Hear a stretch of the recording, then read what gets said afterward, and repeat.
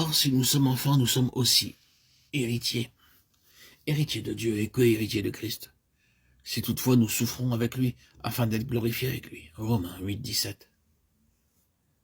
Remarquez la profonde inspiration du psalmiste dans le psaume 106, 4, 5. Et avec lui, appropriez-vous la dernière partie du verset 5, afin que je me glorifie de ton héritage. Lorsque nous recevons le Seigneur Jésus-Christ comme notre sauveur personnel, nous devenons participants du grand héritage. Cela prend souvent plusieurs années pour apprendre la valeur de notre héritage céleste. Apprenons-le maintenant. La parole de Dieu est claire lorsque nous recevons notre Seigneur comme notre sauveur personnel. Nous avons le droit, le pouvoir de devenir les fils de Dieu.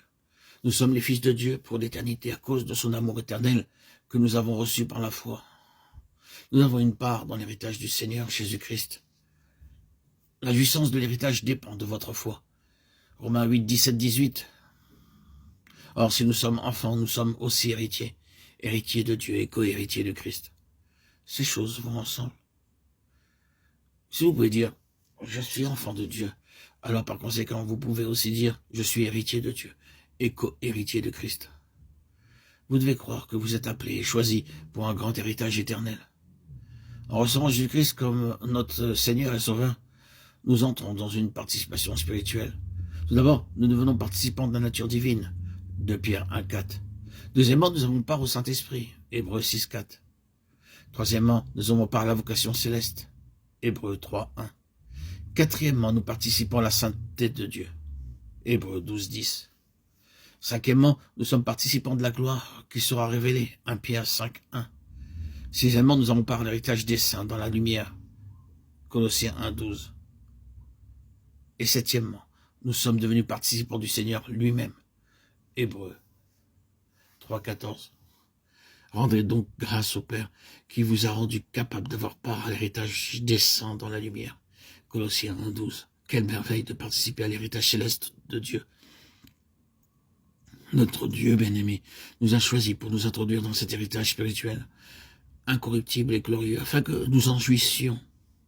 Vous devez croire votre part dans cet héritage. Il y a tant de croyants qui n'envisagent le salut que pour aller au ciel.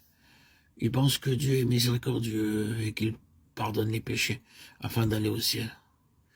Peu importe s'ils n'y occupent qu'un petit coin pourvu qu'ils y soient. C'est ainsi que l'ennemi vous trompe et vous prive de votre part dans l'héritage céleste. Vous devez réclamer votre part et en jouir en vivant une vie de victoire. Le Seigneur déclare dans l'Apocalypse 21, 7, « Celui qui vaincra héritera ces choses. Je serai son Dieu et il sera mon fils. » Même si vous héritez de toutes choses dans la nouvelle création, vous n'aurez pas de plus grande part que votre Seigneur. Vous direz, il est mon Seigneur, mon Dieu. Je peux aller à lui à toute heure et n'importe où. Dans ce sens, nous avons un avant-goût du ciel sur la terre. Dans les premiers jours de notre vie de chrétien, alors que nous prions, nous envisageons la prière en relation avec les choses terrestres. Nous demandons à Dieu des choses terrestres. Si Dieu répond à notre prière, nous disons, il est un Dieu bon. Mais lorsque viennent les difficultés, alors disons, nous nous demandons, où est Dieu? Où est-il? J'ai fait des bonnes actions et cependant le Seigneur a permis beaucoup d'épreuves. Il m'a abandonné. N'est-ce pas vrai? Vous êtes son enfant. Ses voix sont au-dessus de vos voix. Il vous a appelé à un glorieux héritage céleste et la jouissance de l'héritage dépend de votre capacité de vaincre.